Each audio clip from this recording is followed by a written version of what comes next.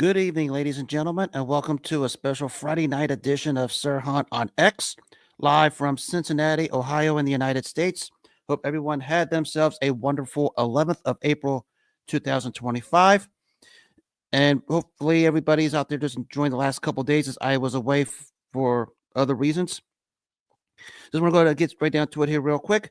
The good news is over here in Cincinnati, the weather's starting to clear, the floods are starting to finally dissipate, but it's still chilly as if it's winter again. So I know some people are at the Reds game or whatever. Hopefully they're out there staying warm. I contemplated going, but I'm not interested in wearing a suit in 35-degree weather, having my butt cheeks look like the size of icicles sitting on a chair in that particular weather. So I made a decision to stay home. And I know the Reds are taking care of business, so it is what it is at this point. But I was going to get right down to some of the topics tonight. Of course, being away over the past day and a half, got a chance to reflect on the situation in Dallas where Luka Doncic, after he was traded from Dallas to LA, got the ovation he deserved.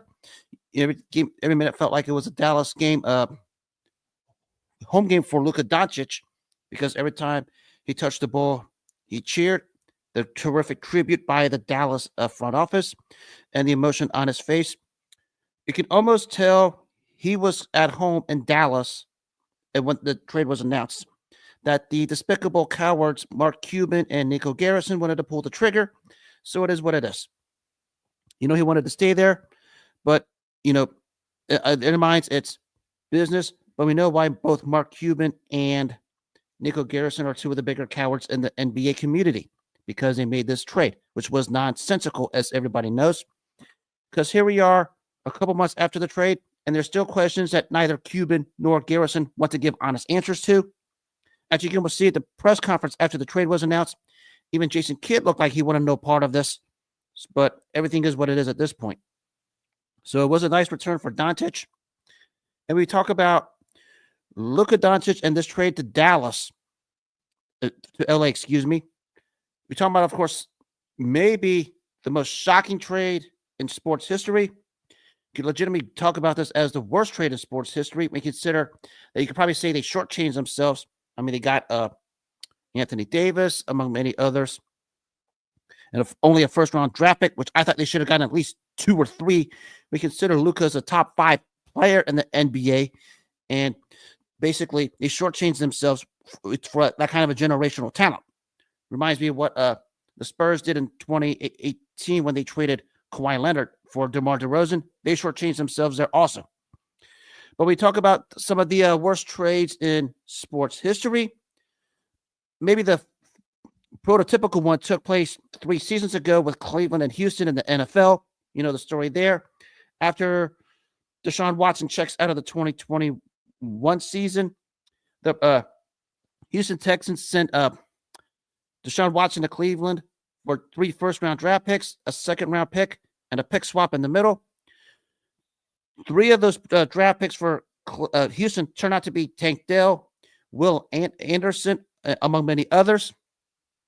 And not only that, Cleveland forced out the fully guaranteed contract to Watson of $230 million, which turned out to be not only the worst trade in sports history, but maybe the biggest backfire when you consider the fact that the net result for Cleveland has been absolutely nothing but the dumpster fire. Actually, I'll get to Cleveland here in a minute, but that's maybe the poster child of it.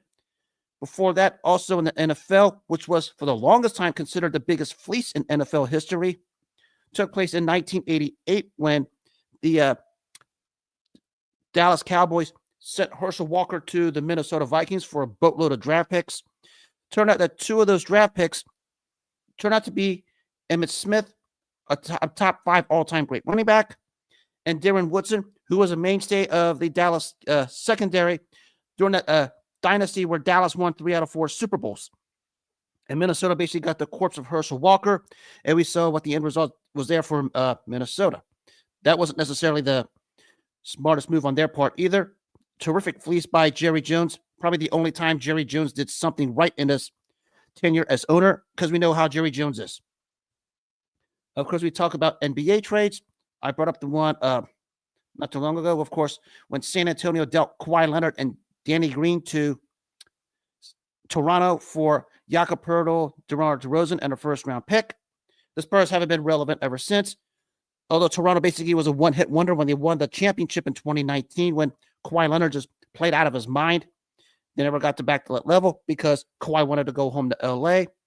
But it still was the worst trade for the Spurs because they shortchanged themselves and they got nearly close to the level they were the previous 2 decades before they traded Kawhi Leonard. Of course, we can go all the way back to 1972, or I can remember what year this was, when the Milwaukee Bucks dealt Kareem Abdul-Jabbar to the Los Angeles Lakers for Elmore Smith, Junior Bridgman, and Brian Winters, and Dave Myers. We know what the story of this one was. Milwaukee was in the middle of a transitional period. The Lakers wanted a centerpiece. They got Kareem Abdul-Jabbar. The next year, they drafted a fellow named Earvin Magic Johnson, and we know what the story is there. The 5 NBA titles when that happened over the course of the back end of the 70s through the end of the 80s, when they concluded with a back-to-back in 87 and 88. Arguably the greatest dynasty in NBA history at that time. We consider the long run of the Showtime Lakers led by Magic Johnson and Kareem Abdul-Jabbar. Of course, we could forget this one. This is a crazy one here. We talk about the trade between Boston and Golden State in 1980. The Celtics dealt Kevin McHale and a draft pick to the Warriors for a player named Joe Barry Carroll. And who did that draft pick wind up being? Robert Parrish. We know the story, what happened there. They already had Larry Bird. You get Kevin McHale and the draft pick that turned out to be Robert Parrish, the dominant front line in NBA history. And they basically won 3 titles. It went toe-to-toe with the Magic and Kareem Lakers in the 80s to put together arguably the greatest rivalry in NBA history, especially through the 80s when the Lakers and the Celtics were the cream of the crop, especially the 1980s. We talk about in baseball over here in 1970, a fellow named Frank Robinson, who was considered old, got traded to the Baltimore Orioles for a player named, if I can pronounce this correctly, excuse me, I do apologize for the extended wait. It's a player named Milt Pappas, among many others. But the crazy thing here is in 1970, Baltimore and Cincinnati played in the World Series, and Baltimore won the World Series that year, beating Cincinnati, led by a supposedly aging Frank Robinson, according to the eyes of the Reds fans and the Reds players. So that was a bad one. 1987 in the NBA, what happened with the Seattle and Chicago. Seattle trading a draft pick for Olden Polynice. That draft pick that went to Chicago turned out to be a fellow named Scottie Pippen. And you know the story with the Pippen-Jordan dynasty of the 90s. No, nothing to be repeated there. What also took place is a trade involving Wilt Chamberlain back from San Francisco to Philadelphia in the 1961 season. Traded him for a couple players and cash. What happens the next season? Philadelphia plays San Francisco in the NBA Finals, and Philly winds up winning it, led by the great Wilt Chamberlain. Of course, down the line, Wilt Chamberlain just shatters every freaking scoring record, and we know his place in NBA history. Our legit case for being the so-called GOAT, probably the most dominant offensive machine among the NBA big men, because that's what he was back in those days. Among some of the other crazy trades, maybe the catapult of the longest drought in sports history, got to go all the way back to 1919 when the Boston Red Sox sold Babe Ruth to the Yankees. We know the story here. The owner, Harry Frazee, sold him for $100,000 plus a $300,000 loan in 1920. And what happens after that? The Boston Red Sox are cursed for the better half of almost 100 years. And until that curse was broken in 2004, when they came back from down 0-3 to reverse sweep the New York Yankees to win the American League Championship Series, and went on to sweep the St. Louis Cardinals to win the 2004 World Series to finally eradicate that curse. But man, they were cursed for the longest time. I could talk about all the laundry list of what the Red Sox went through. Of course, the capper was the '86 World Series with the bad timing of the fielding by Bill Buckner. And of course, the 2003 American League Championship Series when Aaron Boone hit the walk-off home run to clinch that particular series. But yeah, that Boston Red Sox was cursed when you talk about that particular scenario where they sold Babe Ruth to the Yankees, and it just haunted them forever and ever and ever until 2004. Of course, other ones in the NFL, John Elway didn't want to play for the Indianapolis Colts. They traded him to Denver. Of course, this came shortly after Baltimore moved to Indianapolis as the Colts. And what happens? John Elway's career takes off. Among the all-time great quarterbacks in NFL history. Who can forget Pedro Martinez from L.A. to Montreal for Delano DeShields in baseball. Martinez becomes one of the premier pitchers maybe in baseball history. Delano DeShields doesn't even hit over 250 during his time in L.A. So that's among the many bad trades. Of course, in hockey, maybe the biggest one is a no-brainer. Edmonton shipping Wayne Gretzky to the Los Angeles Kings. That one was so bad that basically the government attempted to block the trade, and the ownership and front office of the Edmonton Oilers was receiving death threats, and they basically just disowned them. And the Edmonton Oilers, for the longest time, weren't relevant after that particular trade. That's where the Luka Doncic to Los Angeles trade from Dallas fits in with all of that. Just many examples of just how poor this trade was, and where it stacks up, it's definitely up there among some of the worst trades and maybe lopsided trades in sports history. Probably the worst in NBA history, and that's not even close. I mean, I still put the Deshaun Watson trade to Cleveland as number one. I probably put the Doncic trade right behind it. And, of course, behind that is the whole fiasco with Herschel Walker to Dallas, because that started the dynasty for Dallas, and Minnesota just went on Minnesota for the longest time. That's how bad those particular trades were. And to some NFL talk, it was now revealed that Derek Carr of the New Orleans Saints has a shoulder injury and might miss the season. They have Spencer Rattler as their quarterback at the moment. But, of course, now the hoopla is going to be whether, with this, are they going to draft Shadeur Sanders or not? If they draft Shadeur Sanders, it's because they wanted him all along. If they don't draft Shadeur Sanders, it's because they didn't want him all along. The Derek Carr injury doesn't have as much impact as some people think it does.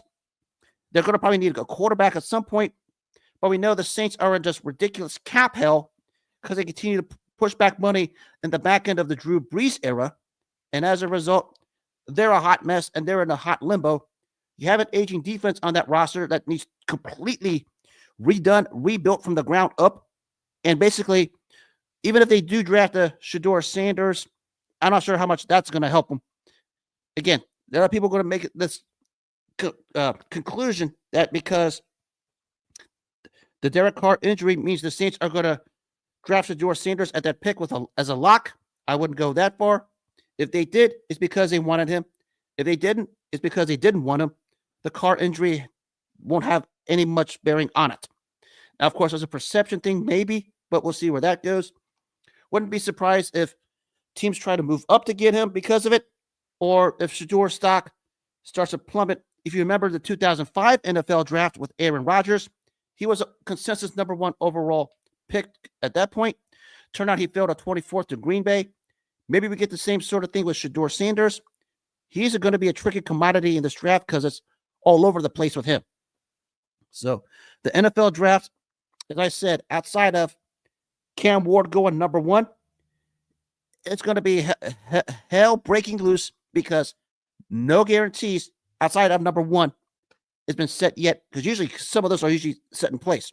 Some people are assuming Cleveland's going to draft Travis Hunter, which I think they should go ahead and draft Abdul Carter instead. And the Giants, who knows what they're going to do. But after Cam Ward at number one at Tennessee, fasten your seatbelts. It's going to get crazy. It's probably the most unpredictable and crazy NFL draft from now to when the time comes we're ever going to see.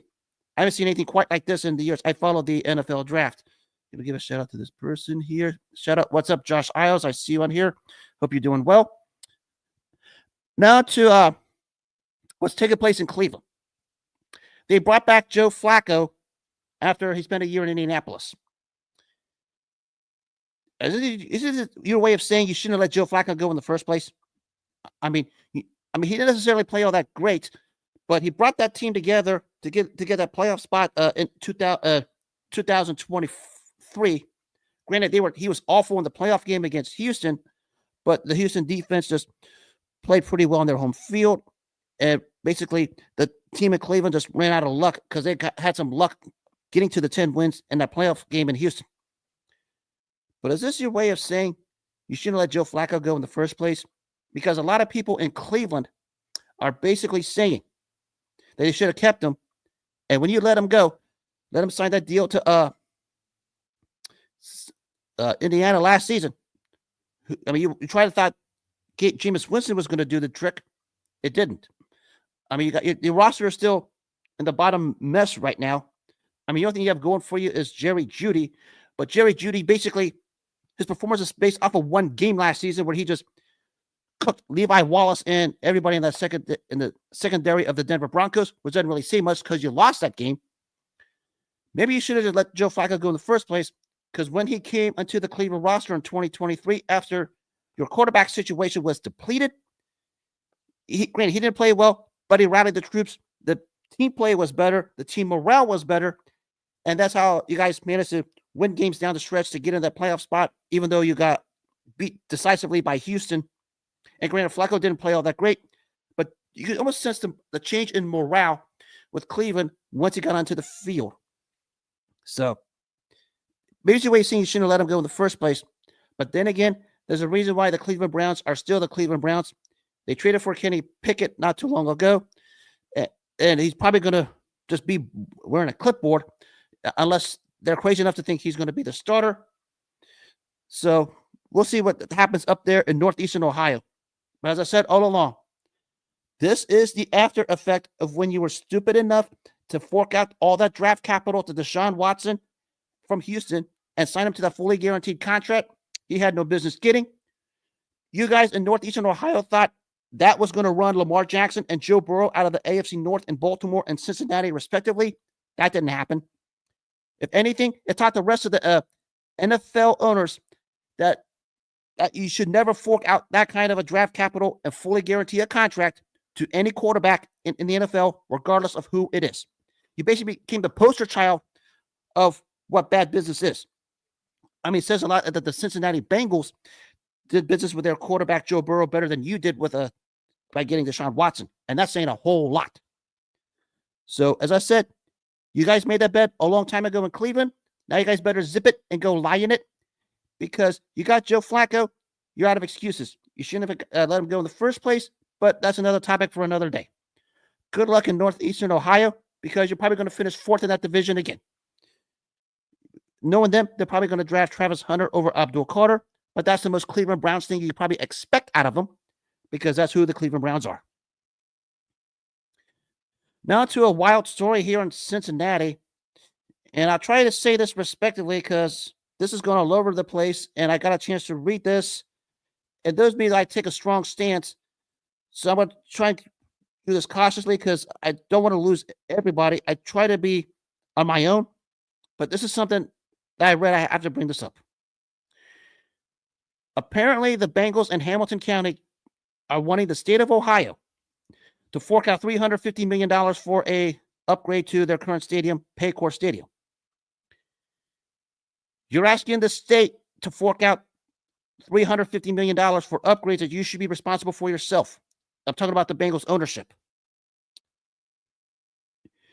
I get it, your wealth is not all that great, but why would you lean on the state to fork out the money for the help of your stadium? You're the one that built it. Why don't you go in there and take care of it yourself?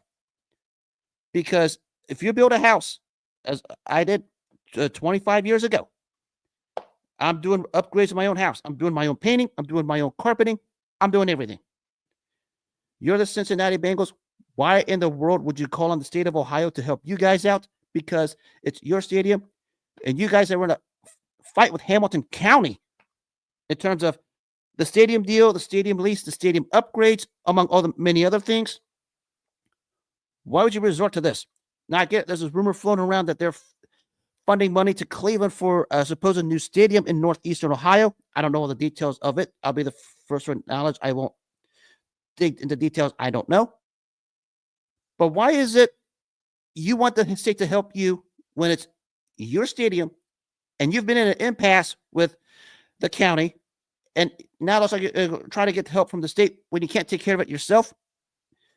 Mind you, not too long ago, you forked out close to $1 billion in upgrades over the past couple of years just so you can host stadiums over there, because you had a Taylor Swift concert there not too long ago. I was there in Cincinnati when the line was basically longer than the actual street line of the banks over there.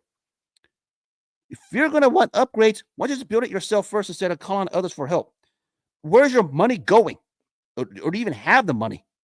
Because you're talking about wanting $350 million. Even for something like that, why don't you just build a new stadium from the ground up? I mean, give me a break.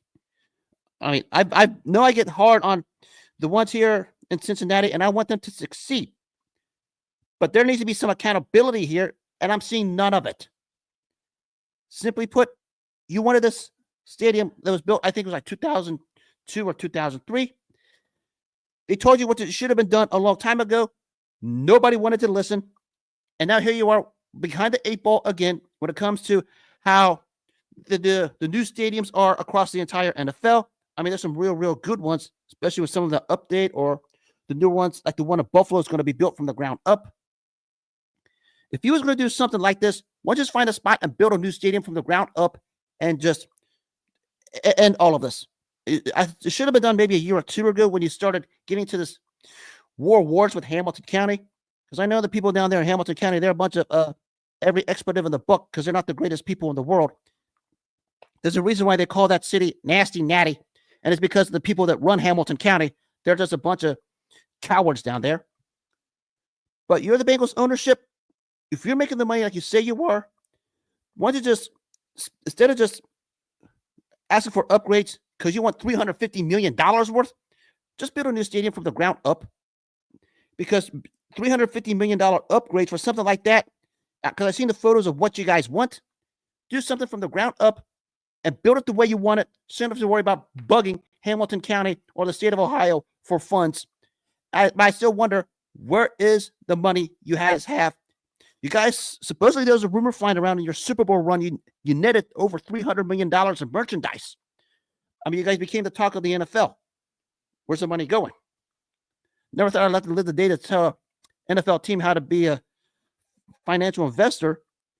But, man, you're resorting to asking the state for $350 million so you can build upgrades. I know it's caused a massive divide across the state of Ohio, the taxpayers, the Hamilton County, the team, among many other things. I mean, I get it. I get where all this is going. I get why the state hasn't looked at it yet, which I don't know what the deal is. But you built that stadium. You fix it yourself. You made that bid when you built that stadium. Shut up. Go lie in it. You want those upgrades? Get them done yourself. I mean, I get it. $350 million is not necessarily the equivalent of pocket change out of your wallet so you can go to the gumball machine and pop a gumball in your mouth. But to ask for somebody for $350 million to renovate and redo a stadium, it's an eyebrow raiser. I don't know if it's going to impact the so-called stadiums to and among many other things. I don't know, because I'm not deep into the business side of it. I'm not the brown noser like 90% of the Bengals fan base is.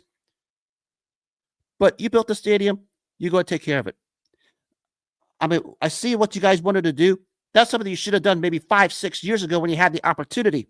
But here you are saying you need help from the county, you need help from the state. What are you making with that money? Where is that money going? And if you're asking for $350 million when you already spent like close to $1 billion on upgrades already, you should have built a stadium from the ground up so none of this was going to be an issue. But then again, we are talking about the Browns and the Blackburns, and you know how that story goes. Again, it's my opinion. I know I'm going to be number one in terms of being the public enemy in Cincinnati. They've already hate me for many reasons. I don't care. I said when I came back to this, I'm going to give my honest opinion, whether you like it or not. I'm a fan like everybody else. I want to see success. But if something is not done right, I'm going to call it out. Some people in Cincinnati need to grow up when it comes to me. I love everybody. everybody equally. Anybody that knows me knows I'm fair across the board. That's enough of the NFL talk. I'll be talking more about this Bengals Hamilton County, Ohio thing more to come because it is going to be all over the place, as we all know, because this thing is far from over. There's 2 months left for this lease to be redone, and I expect that to be done. Now to historical nights in the sport of professional boxing. Actually, this is a little unique one I'm going to talk about. It basically took place 33 years ago on yesterday and today. I'll give you the significance of this in a minute. First, what took place April 10th, 1992 in the country of Mexico. It was a Showtime Championship boxing tripleheader that featured 3 world champions, Julian Jackson, Edmund Rosario, and Julio Cesar Chavez. It was Jackson in a tougher than expected fight against a slick southpaw named Ron Collins, who found a way to survive Jackson's power until Jackson caught him with a left hook in the 5th round, and that was it. It was Edmund Rosario being shocked by Akinobu Hironaka in 1 round. Basically, the career of Rosario's just ended right there. The topsy-turvy, peaks and valleys type career he had, and the beatings he took added up, and Hironaka didn't do him any favor, so just pummeling him in that 1st round. And of course, there was the hometown icon, Julio Cesar Chavez, successfully defending his title after a rough 2.5 rounds, turned it up and just beat down Angel Hernandez to stop him in the 5th round in front of 75,000 fans at the El Toreo in Mexico. I bring this up because what happened the next night took place on a rival network, HBO. It was James Toney decisioning Glenn Wolfe, and it was George Foreman in a much, much tougher than expected fight decisioning Alex Stewart. I trace back to the end of 1990 when HBO and promoter Don King started to have a feud because there was supposed to be rumors about an extended contract. Then Mike Tyson got involved. He didn't like what he wanted to hear. So Don King took his show to Showtime. Julio Cesar Chavez was a free agent. He had many promoters going after him. Due to a court agreement, he was forced to go back to Don King. And so Don King took the Mike Tyson, Julio Cesar Chavez show to Showtime. And then the bad blood between Don King and HBO's then executive Seth Abraham escalated. And then when he went to Showtime, the feud of Showtime and HBO started to peak in the early 90s. Showtime was having their own blockbuster cards for people to watch. HBO was having theirs blockbuster cards to watch.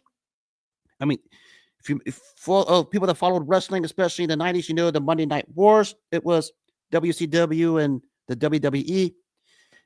For boxing, it was Showtime and HBO. They were competing hard with massively stacked fight cards on both premium networks. And the kickoff was when Don King went from HBO to Showtime in the beginning of the calendar year 1991. And from that on, especially in the mid-90s, when both networks and their respective pay-per-view promoter networks put on stacked cards, it was a case of whose card can top who's better. I mean, it wasn't just, 1 fight or 2 fights on the particular card. You would see world championship caliber fights on both networks, both pay-per-view sister networks, which is TVKO for HBO, King Vision, Showtime Entertainment Television for Showtime. And it was basically fireworks. It was a case of who had the better cards and basically who was willing to dole out at that time the $20 to $30 to watch the pay-per-views.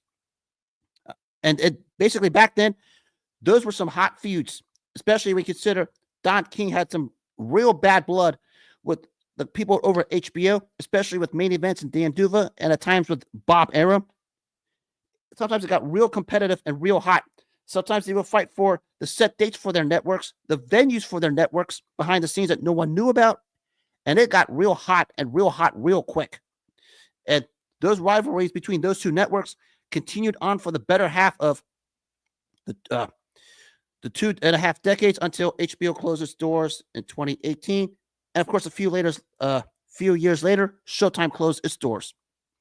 But there was a time, especially in the mid-90s, when Don King had his bad blood with those over there at HBO, and he went to Showtime. He had basically a big chunk of his fighters and was putting on stack cards on Showtime. HBO basically said, we have ours. We're going to compete. We're going to put our stack cards together. I apologize for the lighting. But that's what happened 35 years ago when all of this started to kick off. It was basically like boxing's version of the Monday Night Wars, and it basically continued on after that. So it was basically a hot time for the boxing industry. I apologize for my lighting. Okay, I have to do it like this then. But I'm going to conclude with another historical moment. This was a 2-fight series, but this 2-fight series was not just in the ring, but it was in and out of the ring. The fight took place in 1981, where Larry Holmes just gave a boxing lesson to Trevor Berbick. It was a 9th successful defense of his title. The previous 8 title defenses was held by Joe Louis that Larry Holmes matched. And basically, Trevor Berbick was the first fighter in the Holmes title defense ring to go the full 12-round distance. And basically, the 15-round distance, Holmes basically won every round. Just gave Trevor Berbick basically a boxing lesson and a beating. Berbick, of course, remembered for being the last guy to fight Muhammad Ali before Ali retired when they fought in the Bahamas. It was Berbick's first fight in the States against Holmes, who was a ridiculously high favorite, and showed why. And basically, this was the middle of Holmes' terrific reign of 7.5 years and 20 successful title defenses. But the best part was they had a rematch, but it wasn't in the ring. It was outside the ring 10 years later, when a report came out that after Trevor Berbick went through a divorce, he pinned the divorce on Larry Holmes, saying Larry Holmes was the reason for it. In a hotel room in Hollywood, Florida, there was a physical confrontation where Larry Holmes, in that hotel room, beat up Trevor Berbick, or basically just found him and just pummeled him because Holmes did not take too kindly to those accusations that Trevor Berbick accused Larry Holmes of Berbick's divorce. But that's not the best part. After it was brought up, Trevor Berbick was interviewed by a Florida news station, and he basically said Larry Holmes was doing this. The famous car scene in Florida where Larry Holmes jumps off the car onto Trevor Berbick and pummels him. If you guys the fight game know what I'm talking about, everybody was where it was. It was in Hollywood, Florida, where Larry Holmes jumps off the car, sees Trevor Berbick, jumps on him and pummels him, and basically took a whole bunch of police people, among many others, to separate the two because there was bad blood between the both of them. Now, Trevor Berbick was not the greatest human being in the world.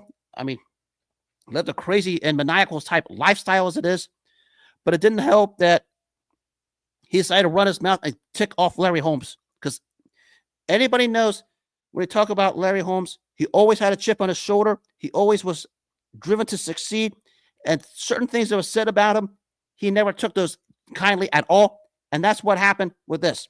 So there was 2 fights between Larry Holmes and Trevor Berbick. The first one in the ring in 1981, where Larry Holmes just gave Trevor Berbick everything and then some, en route to a 15-0 unanimous decision win. And they meet 10 years later after some false accusations by Trevor Berbick. Larry Holmes spots him in the hotel room, beats him up, and then in the middle of an interview with Trevor Berbick by someone at the Florida news station, Larry Holmes jumps off the car, beats Trevor Berbick again. So yeah, there was a 2-fight series between those, in and out of the ring. But Trevor Berbick was one of the all-time antagonizers, and that's what led to it. And the accusations he had with Larry Holmes was basically the crux of it, because he did that to a lot of fighters. Now, of course, he's also remembered for winning a championship belt from Pinklon Thomas, but also became history when he lost a second-round knockout to a fella named Mike Tyson, and we know the story of the Tyson legacy after that. But it was 44 years ago, the in-ring fight that took place between Holmes and Berbick, and it was 34 years later in 1991, the outside of the ring fight between Holmes and Berbick, where Larry Holmes just saw him, beat him up in the hotel room, then jumped off a car and beat him up while he was being interviewed by somebody in the Florida newscast. A 10-year fight that takes place all over the place. I mean, Larry Holmes did his business. What can you say? But we talk about the legacy of Larry Holmes because it seems like people still don't get it with him. You're talking about a top 10 all-time great heavyweight, probably some of your top 6 or 7, the greatest left jab in boxing history. And before he went to distance with Berbick, the previous 8 title defenses, They ended in knockouts, which was the record at the time. His place in history is secure.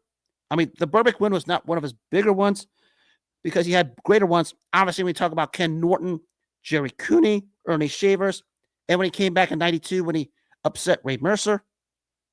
But his history is secure and secure for life. An all-time criminally underrated fighter and athlete simply because nobody wants to give him his due still over 4 decades later after he just wiped out the heavyweight division from 78 to 85. The greatest left jab in boxing history, 20 successful title defenses over a 7.5-year reign, started his career 48-0. First 8 title defenses ended in knockouts. Larry Holmes is an all-time great. I know that he says things that rubs people off the wrong way during his time, but you got to remember, he came after Ali, and we know how the Ali era was. So he was basically had his hands tied and had to take almost like a blue-collar approach as a way to sell fights, to get the public to respect him. And basically, it feels like he didn't really get his respect until when he upset Ray Mercer in 1992, because people then remember just how great Larry Holmes was. And he had a flash of the past moment when he just put on a jabbing clinic on Ray Mercer in 1992. Just a sensationally all-time great heavyweight was none other than the great Larry Holmes. I wish I could find another time where we could have a reign like that and talk about it, because I said this all along. Forget about Joe Louis's record of 12 years and 25 successful title defenses from 1937 to 1949. I don't think any heavyweight today is going to come close to what Larry Holmes did. 7 years, 20 successful title defenses. Let me remind you, the guy's fighting 2-3 times a year defending his title. It's not like fighters today who win the title and decide to want to sit on the couch for a while and then just come back and just suddenly want to defend it out of nowhere. Larry Holmes was defending his title left, right, up, and down. A fighter's champion, a champion's champion. And what more can you say? He earned the respect and earned it the hard way, a la like Marvin Hagler did during his time as middleweight champion. And his place in history is secure, whether people like it or not. As I said, didn't say the greatest things in the world that people didn't like. It sort of rubbed off the boxing intelligentsia in the wrong way, especially with his comments about Rocky Marciano prior to the Michael Spinks fight. But that's who Larry Holmes was. He didn't duck anyone, beat all comers. No one wanted to give him the credit he deserved for the longest time. And he went out there and earned it the hard way. That's the great Larry Holmes. Hope you're doing fine out there in Eastern Pennsylvania, Larry. There's a reason why your nickname was the Eastern Assassin. You proved it time after time after time after time. Nothing can be taken away from you anymore. Too bad the heavyweight division is about to become a crux again, because even when Larry Holmes fought, no one's going to compare his era to what the 70s were, but the 80s wasn't as bad as people thought. He took care of business. That's why he's an all-time great. And that'll wrap up this edition of Sirhan on X. I hope everyone has themselves a wonderful rest of the 11th of April 2025 and weekend. I will be back Monday night. And a program reminder for my fight followers, Tuesday night will be a historical night. I relive the most explosive fight in boxing history. You fight followers should know what I'm talking about. And if you don't, I'll be talking to you personally. Have a good rest of the night and weekend. And as always, make self-care your number one priority in life. Take care of yourselves first before you take care of anything else. You take care of yourself first, good things will come to follow. If you don't take care of yourself first, nothing else is going to matter. Have a good rest of the night. Take care, and God bless.